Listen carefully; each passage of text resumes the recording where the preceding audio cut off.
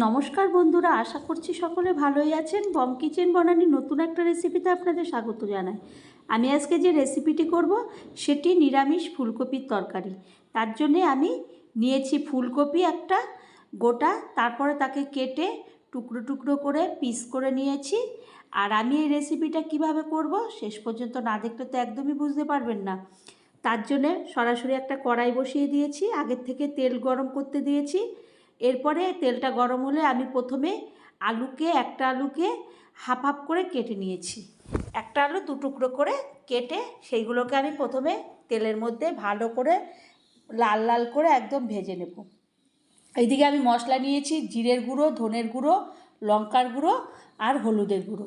সেটা একটা বাটির মধ্যে পুরো শুকনোটা ঢেলে নিয়ে একটা গ্লাসে জল নিয়ে সেই বাটির মধ্যে ঢেলে দিয়ে আমি পুরো মশলাটাকে একসঙ্গে আগে গুলিয়ে রেখে দেবো জল দিয়ে। তাতে সমস্ত মশলাগুলো সুন্দরভাবে ভিজে যাবে আর নরম হয়ে যাবে, আর কোনো দানা দানা ভাবটা থাকবে না। এরপরে আমি ওটাকে অনেক আগের থেকে ভিজিয়ে রাখলাম, সুন্দর মশলাগুলো একদম ভিজে থাকবে। এইদিকে আলুগুলোকে আমি প্রায় 70% মতন আমি ভেজে নেব, একদম লালচে করে সুন্দর করে ভেজে রাখবো। এরপরে ভাজা হয়ে গেলে একটা হাতা দিয়ে তেল ঝরিয়ে আমি একটা বাটির মধ্যে তুলে নেব। এরপরে পুরো আলুটাকে আমি এইভাবে তেল ঝরিয়ে তুলে নেব। এরপরে ওই তেলের মধ্যেই আমি ফুলকপিগুলোকে ভাজতে দিয়ে দেব। তো চ্যানেলটি যদি এখনও সাবস্ক্রাইব না করেন তো প্লিজ সাবস্ক্রাইব করবেন, লাইক শেয়ার কমেন্ট করবেন, পাশে থাকা বেল বাটনটি টিপবেন, তাহলে যে কোনো রেসিপি আপনাদের কাছে আগেই পৌঁছাবে।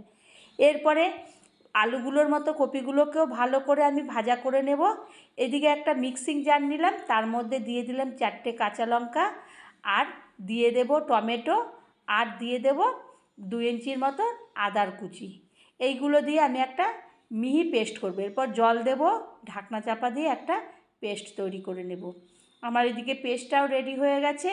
এদিকে ফুলকপিগুলোও লাল লাল করে ভেজে নেব একদম। সেগুলোও ভাজা হয়ে গেলে আবারও হাতা দিয়ে তেলগুলো ঝরিয়ে আমি ওই যেই বাটিতে আলু রেখেছি সেই বাটিতে তুলে রেখে দেবো।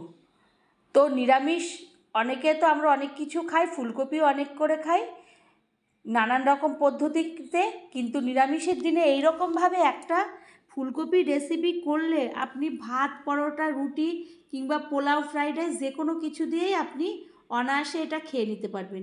এরপরে কড়াইতে আবার তেল দিলাম, 2টো তেজপাতা, 2টো দারচিনি, তারপরে এলাচ, লবঙ্গ সমস্ত কিছু দিয়ে ফোড়নে আমি ব্যবহার করব। আর দিয়ে দেব জিরে, সাদা জিরে দিয়ে ভালো করে ফোড়নটাকে আমি লাল লাল করে ভেজে নেব। যখন ফোড়নের একটা গরম মশলা, তেজপাতা আর সাদা জিরার গন্ধ ছাড়বে, তখন প্রথমে যে আমি আদা, কাঁচা লঙ্কা, টমেটোর পেস্টটা করেছিলাম ওটা আগে কড়াইয়ের মধ্যে তেলের মধ্যে ছেড়ে দেব, যেহেতু মশলাটাকে ভালো করে কষাতে হবে। আর এদিকে জিরে, ধনে, তারপরে হলুদ আর লঙ্কার গুঁড়ো ওরা তো ভালোইভাবে ভিজে গেছে ওইগুলো, এবার ওটা ঢেলে দেব। সুন্দর সমস্ত নরম হয়ে গেছে আর মিহি হয়ে গেছে, দানা দানা ভাব থাকবে না। এরপরে আমি দিয়ে দিলাম। এরপর 2টো মশলা আগে ভালো করে আমি কষিয়ে নেব। কষাতে কষাতে যখন একটা কাঁচা গন্ধ দূর হবে তখন আমি ওর মধ্যে দিয়ে দেব লবণ। লবণটা দিয়ে ভালো করে কষাবো, চারিদিক দিয়ে তেল ছাড়তে শুরু করে দেবে কড়াইয়ের, আমি ততক্ষণ নাড়বো। এরপরে দিয়ে দেব চিনি একটু। তখন দেওয়ার পরে তেল ছাড়তে শুরু করলে একটা কালার এসে যাবে লালচে মতন, সমস্ত মশলাগুলো একসঙ্গে সুন্দরভাবে দেওয়া হয়েছে একটা লালচে। আর এদিকে আর তেল ছাড়বে তখন আমি 1 বাটি ফেটানো টক দই দিয়ে দেব। তো নিরামিষে এরকমভাবে করলে খুবই ভালো লাগবে, আর যে কোনো কিছু দিয়েই আপনি এটাকে খেয়ে নিতে পারবেন, এত সুন্দর হবে এই ফুলকপির তরকারিটা।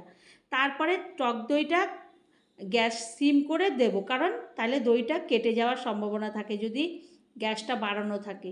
এরপরে তেল ছাড়তে আরও শুরু করবে টক দইয়ের জন্যে, তখন আমি ওর মধ্যে সমস্ত কিছু কষানো হয়ে গেলে আমি ওর মধ্যে দিয়ে দেব আলু আর ফুলকপিটা যেগুলো ভাজা ছিল সেইগুলো। এরপরে ওগুলো আগের থেকেই তো ভাজা ছিল, এরপরে মশলাগুলোও কষানো হয়ে গেছে সুন্দর, ওর মধ্যে দিয়ে এবার কষাতে থাকবো। আমি অনবরত খুন্তি দিয়ে ভালো করে কষাতে থাকবো যতক্ষণ না ওটা মজে যায়। ফুলকপিটা যতক্ষণ না সুন্দরভাবে মজে যায়, যখন মজতে থাকবে এদিকে ও কড়াই থেকে তেলও ছাড়তে শুরু করবে আস্তে আস্তে, ওটা অল্প হতে অল্প হতে থাকবে, ততক্ষণ পর্যন্ত আমি খুন্তি দিয়ে নেড়ে যাব যাতে না তলায় ধরে যায়। তো এইভাবে নাড়তে নাড়তে তখন যখন দেখব মোটামুটি আমার হয়ে গেছে, তখন আমি ওর মধ্যে দিয়ে দেব মিক্সিং জার ধোয়া জলটা সামান্য, বেশি একটা জল দেব না, একটু কষা কষা মাখা মাখা করব।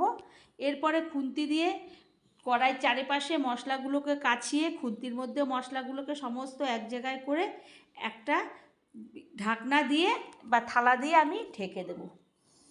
তো এই রকম একটা তরকারি ফুলকপির একবার বাড়িতে সকলকে করে খাওয়াবেন, দেখবেন তারা খুবই আনন্দ পাবে। এরকম নিরামিষের দিনে অনেকেই তো বাড়িতে নিরামিষ বেশিরভাগ খায়, সেই সময় এরকম একটা তরকারি করবেন বা ডালনা করবেন, খুবই ভাল লাগবে। এরপরে আমি ঢাকনাটাকে কিছুক্ষণ পরে তুলে দেখব যে আলু সিদ্ধ হলো কি না। তো দেখব খুন্তি দিয়ে যে আলুটা সিদ্ধ হয়ে গেছে।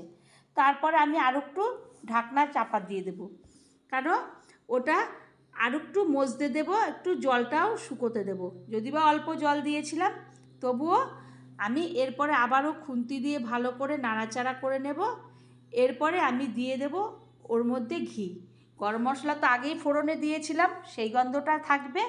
এরপরে আমি দিয়ে দিলাম ঘিটার গন্ধটা সমস্ত খুন্তি দিয়ে ফুলকপির মধ্যে আমি দিয়ে পুরো একসঙ্গে করে কিছুক্ষণ ঢাকনা দিয়ে ঢেকে দেবো, তাহলে ঘিয়ের গন্ধটা সুন্দরভাবে থেকে যাবে। নাহলে যদি গ্যাসটা বাড়ানো থাকে তাহলে উবে যাবে।